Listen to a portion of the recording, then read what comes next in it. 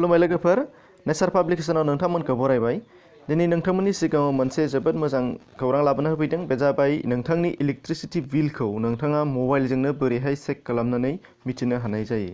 नोंथांनि बिला दासिम बेसेबां जानानै दङ बेखौ नोंथांमोना बोरै इजिलि नोंथांनि मबाइलजोंनो बोरै चेक खालामनानै नायनो हायो बेनि सोमोन्दै नोंथांमोनखौ भिडिअ खालामदों। दा बेनि सोमोन्दै नोंथांमोना मिथिनो लुबैदोंबा जोबजासिम नायलांबा बुजिनो हानाय जागोन। अब्ला फैदो जों जागायलांदिनि। जागायलांनायनि सिगां नोंथाङा दासिमबो चेनेल साबस्क्राइब खालामाखैबा साबस्क्राइब खालामनानै ला, जाहाथे नटिफिकेसन गोदान मोनो। बिनि थाखाय नटिफिकेसन बेल टु आरो नोंथाङा लेटेस्ट भिडिअसखौ नोंथांमोनहा थाबनो मोनबाय थानायनि थाखाय।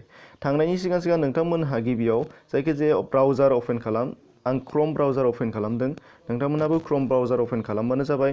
बेनिफ्राय क्रोम ब्राउजाराव नोंथांमोनहा जायखिजाया मोनसे सार्च बाराव सार्च खालामनो नांगोन जे APDCL नोंथाङा सार्च बाराव सार्च खालाम। बेनिफ्राय ग'आव होनाय लोगो लोगो नोंथांमोननि थाखाय माखासे डिसप्ले जागोन। बे डिसप्लेयाव नोंथांमोना मा नुनो मोन्दों? बाहाय नुनो मोन्दों मोनथाम मोनब्रै अपसन। APDCL क्विक पे, मारै अनलाइन पेमेन्ट खालामो। बेनिनो सेकेन्डआव दङ भिउ माय इलेक्ट्रिसिटी बिल। दा बे भिउ माय इलेक्ट्रिसिटी बिलाव नोंथांमोनहा क्लिक खालामोबा नुनो मोननाय जागोन भिउ माय इलेक्ट्रिसिटी बिल। दा बेवहाय होगोन। बाहाय होयोब्ला मारै जालांनो हागौ नोंथांमोनहा नुनो मोननाय जागोन। नायलांदो फारि फारि। बाहाय जुदि क्लिक खालामगोन अब्ला नोंथांमोननाव बेबायदि अपेन जागोन। दा बाहाय मोनथाम मोनब्रै अपसन दङ। बाहाय नुनो मोन्दों कन्जुमार आइडि। कन्जुमार आइडिया नोंथांनि कन्जुमार आइडि रेकर्डआव थायो, एबा नोंथाङा APDCL रिभिनिउ बिल बाहायबो नुनो मोनगोन, आरो बिल पेमेन्टनि रिसिप्ट जा मोनगोन नोंथाङा बेयावबो नोंथांनि कन्जुमार आइडि बा कन्जुमार नाम्बारखौ मोननाय जागोन। दा बे कन्जुमार नाम्बारखौ नोंथांनिखौ टाइप खालामना होबानो जाबाय नैबे इन्टार आइडियाव। दा बाव आङो आंनि आइडिखौ बुनानै होनो नागिरदों। नोंथांमोनाबो नोंथांमोननिखौ बुनानै लाब्लानो जाबाय। दा बाहाय नोंथाङा जेलाना बुगोन बाहाय फारि फारियै मोनलांबाय थाखागोन। नायनानै ला, बुनानै लाग्रोदो नोंथांमोनहा नोंथांनिखौ।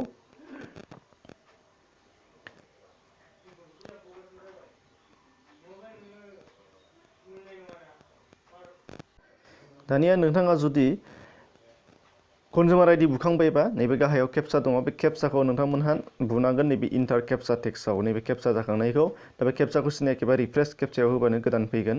दा बाहाय नोंथाङा मोनहा मा जाखांदों बेखौ बुबानो जाबाय। बुनानै होनो नागिरदों मा दङ बाहाय नायनि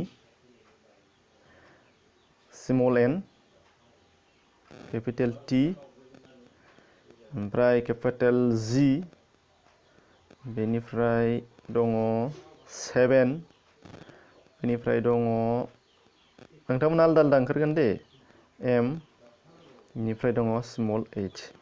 बेनिफ्राय नोंथाङा कमप्लिट जायोबा नैबे भेरिफाइआव होबानो जाबाय। भेरिफाइआव जेब्लाना थुनानै होगोन अब्लाना बेबादि मोनसे नोंथांमोननियाव चार्ट ओंखारबोगोन। बाहाय चार्टआव मा नुनो मोनगोन नोंथांमोना नाय इनभइस आइडि, बेनिफ्राय डिउ डेट, टटेल एमाउन्ट, बेनिफ्राय इनभइस डेट। दा बेवहाय नोंथांमोना नुनो मोननाय जागोन इनभइस डेट, ओमफ्राय टटेल एमाउन्ट, डिउ डेट, बेनिफ्राय इनभइस आइडि। दा बेखौ नोंथांमोना बाहाय बिला बेसेबां दङ नुनो मोनखाबाय टटेल एमाउन्टआव। आरो जुदि नोंथाङा बिनि कमप्लिट फाइल नांगौ बा PDF फाइल दङ, नैबे PDF फाइलाव क्लिक खालामना होबानो जाबाय। PDF फाइलखौ जेब्लाना क्लिक खालामगोन अब्ला डाउनलडिं जागोन, डाउनलड कमप्लिट जागोन, अपेन जागोन। अपेन जायोबा नोंथांनि गासैखौबो डिटेल्स नुनो मोनजोबगोन, नोंथांनि नंगौना नङा। नुनो मोनबाय नोंथांनि कन्जुमार आइडि, नोंथांनि नाम एखेयैनो दंजोबो, आरो लास्टआव नोंथांमोनहा बिला बेसेबां दङ नुनो मोनबाय जाहैबाय। टटेल नैबे आंनिया दङ 914। नोंथांमोनहा बेसेबां जागोन नोंथांमोनहा बानायनानै नायब्लानो जाबाय। दा बेखिनिमोन नोंथांमोननि थाखाय जोबोद इजियै नोंथांमोना बिल पेमेन्टखौ नायना लानो हानाय जागोन, बेसेबां जाखो बेसेबां माखो। दा बिनि उनावहाय बिलखौ बोरै पेमेन्ट खालामो बेखौ आङो नोंथांमोननि सिगाङाव भिडिअ लाबोगासिनो दङ। नोंथांमोना दान्दिसे नेथ'बानो जाबाय। नै चेनेलाव गोदानै भिडिअ साबस्क्राइब खालाम, नटिफिकेसन बेल टु नायनायनि थाखाय साबायखर बावबाय। गोजोन्थों।